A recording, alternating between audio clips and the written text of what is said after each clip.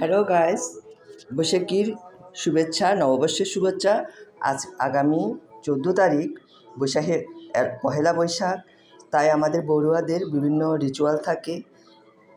আগের দিন আমাদের চৈত্র সংক্রান্তিতে তিতা রান্না করতে হয়। দেখো, ভাতঘরের পক্ষ থেকে আমি সেজন্য সবাইকে শুভেচ্ছা জানাচ্ছি। আজ তিতা রান্নার জন্য দেখো আমি কী কিনেছি। কালকে বাজার থেকে তিতকরলা, এটা হচ্ছে যে ডুমুর, আমরা যে ডুমুরের ফুল বলি ডুমুর।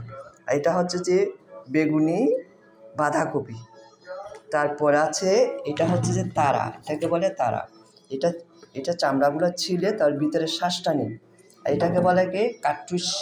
এখানেও ভিতরে শ্বাসগুলো নেব। এগুলো ছোটো ছোটো করে কুটে এগুলো সিদ্ধ করবো। ঝিকা, তারপর আলু, তারপরে এই যে লবের ডগা। এরপরেও আছে কাঁঠালের এঁচড় বলে। এগুলো হচ্ছে যে আমরা পূজা তোলার জন্য বাঙ্গি, এগুলো নারকেল দিয়ে আমরা কালকে পূজা তুলব। তারপর পুঁই শাক, তারপরে কম দামে পেঁয়াজ নিয়ে এসেছি একদম।